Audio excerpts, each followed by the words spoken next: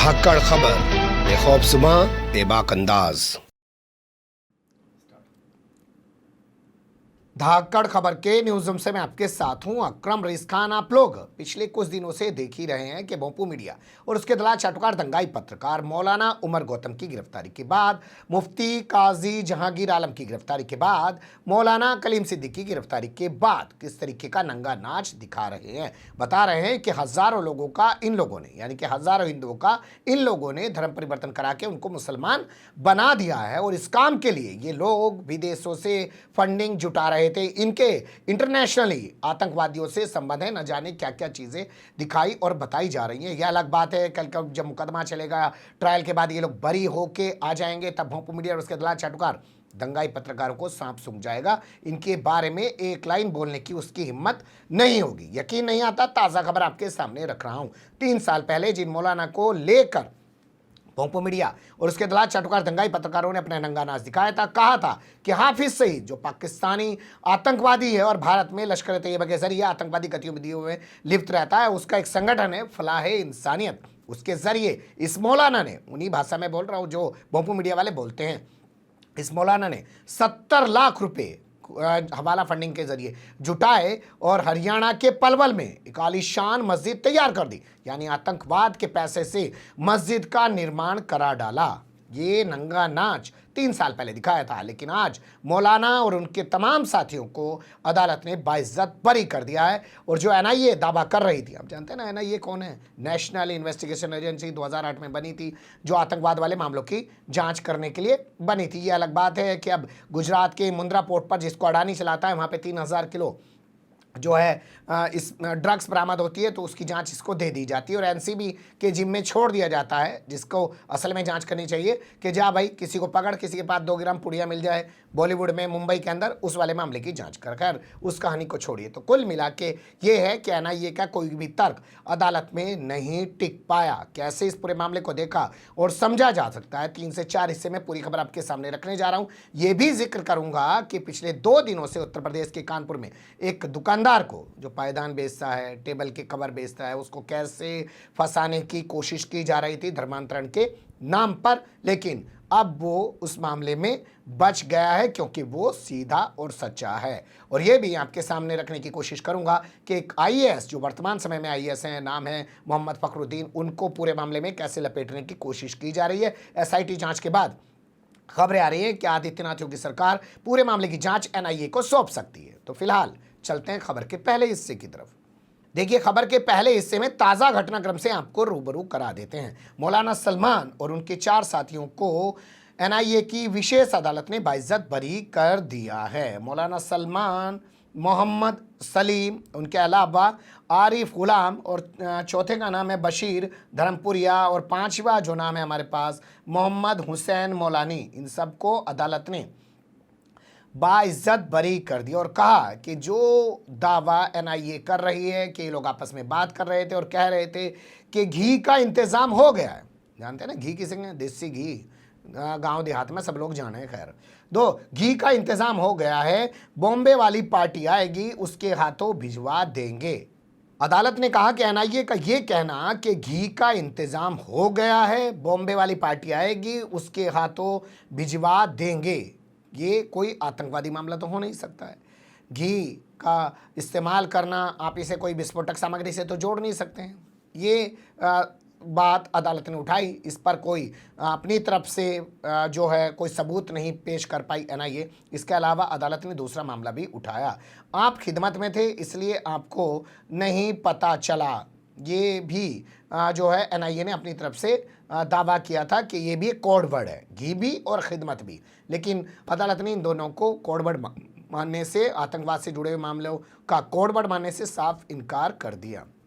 आप समझ गए होंगे कि इन लोगों को जब गिरफ्तार किया गया तो इनके मोबाइल की कॉल रिकॉर्डिंग निकाल के उसी को सबूत के तौर पे पेश कर दिया और बताया कि देखिए कोड वर्ड में बात कर रहे हैं। हालांकि इन पर आरोप 70 लाख रुपए जुटाने का भी लगाया था, लेकिन एनआईए कोर्ट कि जो स्पेशल जज है, जिनका नाम हमारे पास है प्रवीण सिंह, उनने इन सभी आरोपों को नकार दिया और इनको बरी कर दिया। ये एक झटका है एनआईए के लिए। लेकिन क्या आपने खबर भोंपू मीडिया और उसके दलाल चाटुकार दंगाई पत्रकारों की ज़बानी सुनी है या उन्होंने आपको बताई है क्या है ये मामला और कब हुआ था, इस बारे में भी कुछ जानकारी कर लीजिए। देखिए, हरियाणा वो राज्य है जहां 2014 से भारतीय जनता पार्टी की सरकार है। मनोहर लाल खट्टर दूसरी बार मुख्यमंत्री हैं और यहाँ का एक इलाका पड़ता है पलवल। पलवल का एक उत्तरवाड़ एक गांव है, वहाँ पे एक मस्जिद का निर्माण कराया जा रहा था। एक आलीशान मस्जिद बनाई जा रही थी, खुलफाए राशिदीन के नाम से वो मस्जिद बनाई जा रही थी। मस्जिद की ज़मीन को लेकर दो पक्षों में विवाद चल रहा था। वो लोग वहाँ धरना प्रदर्शन भी कर रहे थे क्योंकि मौलाना सलमान जो है उनको मस्जिद की जगह खाली करने के लिए कह रहे थे। बताया जा रहा है कि उसी के चलते अचानक एक दिन इस पूरे मामले में एनआईए एक्टिव हो गई और मौलाना सलमान को गिरफ्तार कर लिया। उसके साथ उनके दो साथियों को भी गिरफ्तार किया गया। आरोप लगाया गया कि पाकिस्तान के आतंकी संगठन जो फलाहे इंसानियत है, जिसका प्रमुख जो है मौलाना हाफिज़ सईद है, जिसको आप जानते ही होंगे, दिखा दिखा के उसकी तस्वीरें। सुधीर चौधरी अपने आप को बहुत बड़ा देशभक्त दिखाने में लगा रहता है क्योंकि उसे पता है वैसे तो कुछ पत्रकारिता है नहीं। अपने आप को नरेंद्र मोदी की तरह दिखाओ कि देखो मुझे मुसलमान गालियां दे रहे हैं, मैं हिंदुओं के लिए अच्छा काम कर रहा हूँ, वैसे ही उसकी पत्रकारिता है। खैर, उसको भी छोड़ दीजिए। कुल मिला के हाफिज़ सईद का वो एक संगठन है और हाफिज़ सईद का एक और संगठन है लश्कर-ए-तैयबा, जिसके ज़रिए वो अपनी आतंकवादी गतिविधि चलाता है और भारत के अंदर उन तमाम चीज़ों में वो लगा रहता है। तो 3 अक्टूबर 2018 का वक्त था। एनआईए ने छापेमारी करके मौलाना सलमान को गिरफ्तार कर लिया। उनके साथ उनके दो साथियों को भी पकड़ लिया, जिसमें से एक का नाम मोहम्मद सलीम और दूसरे का नाम सज्जाद अब्दुल बानी छपा है अखबारों में उस वक्त की रिपोर्ट के मुताबिक। और इन पर आरोप लगाया गया कि ये असल में हवाला के ज़रिए पैसा जुटा रहे थे मस्जिद का निर्माण कराने के लिए। कौन हैं मौलाना सलमान, इस बारे में भी थोड़ा सा जान लेते हैं। देखिए, मौलाना सलमान के बारे में जब हम लोगों ने सर्च किया तो निकल के आया कि उनके पिता मौलाना दाऊद एक बड़े आलिम दीन हुए हैं और निज़ामुद्दीन जो मरकज़ है, वहाँ जो मस्जिद है, उसके वो इमाम रहे लंबे समय तक।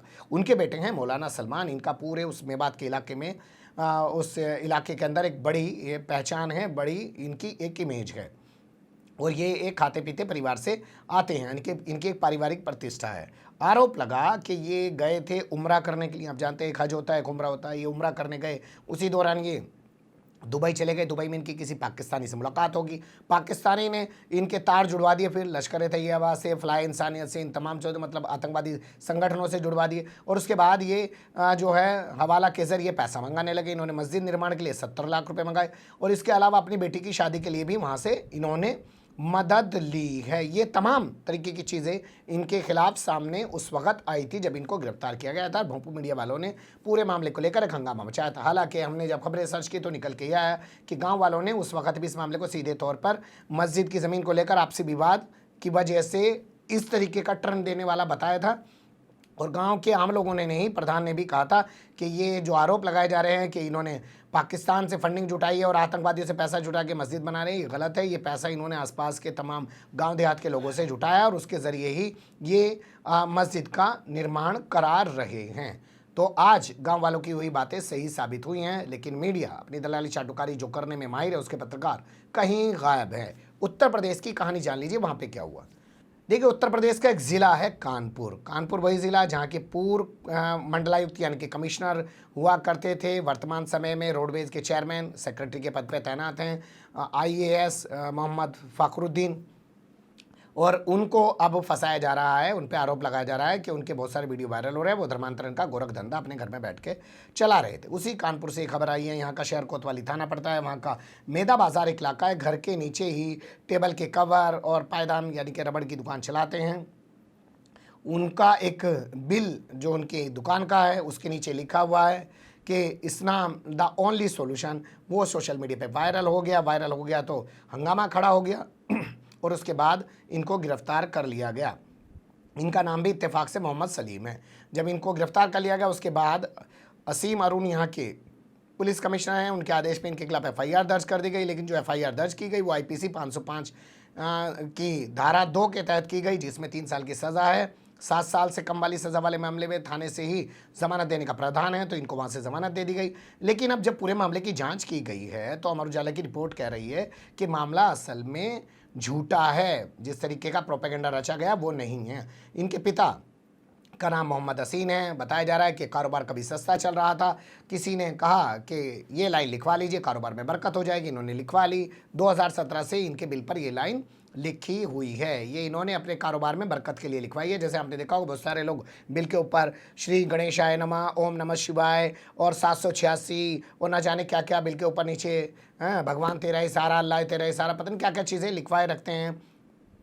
साईं बाबा वाले साईं बाबा का नाम लिखवा लेते हैं, तो तमाम तरीके की चीज़ें लिखवा लेते हैं। उसी क्रम में इन्होंने ये लिखवा रखी थी। इनका धर्मांतरण से कोई लेना देना नहीं है। इन्होंने कभी किसी धर्म को बुरा नहीं कहा, कभी अपने धर्म का भी उस तरीके से इन्होंने प्रचार प्रसार नहीं किया। ये तो बिल पे वही वाले व्यक्ति हैं, घर में कैलेंडर टांग दो जी, मदीने की तस्वीर छपी हो, बरकत हो जाएगी, इसके अलावा कुछ करने की ज़रूरत नहीं है।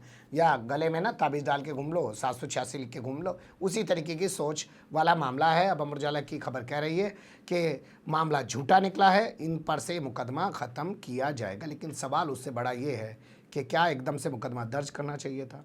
क्या एकदम से इनको उठा लेना चाहिए था? क्या बेहतर ना होता, पहले से जांच की जानी चाहिए थी? क्या इस तरीके की कार्रवाई करके पुलिस भगवा ब्रिगेड या भगवा ब्रिगेड से जुड़े हुए गुंडों के हौसले नहीं बढ़ा रही है, जो हर चीज़ को हिंदू मुस्लिम के नज़रिए से ही देखते रहते हैं, धर्मांतरण, लव जिहाद और पता नहीं किस किस नज़रिए से देखते रहते हैं? खैर चलिए, देर आए दुरुस्त आए। कानपुर पुलिस यहाँ कुछ अच्छा करती हुई दिखाई दे रही है। हालांकि ये अमर उजाला की रिपोर्ट है, हमारे पास अभी ऑथेंटिक किसी भी अधिकारी का कोई स्टेटमेंट नहीं मिल पाया है, लेकिन फिर भी वहाँ मौलाना को उस तरीके से टारगेट किया और यहाँ एक दुकानदार को इस तरीके से टारगेट किया।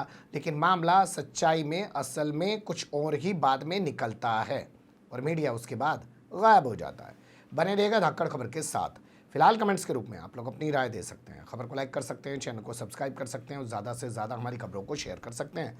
फिर ऐसे ही किसी सुलगते हुए या उलझते मुद्दे लेकर मैं आपके सामने हूँगा हाजिर। फिलहाल अभी मुझे दें इजाज़त।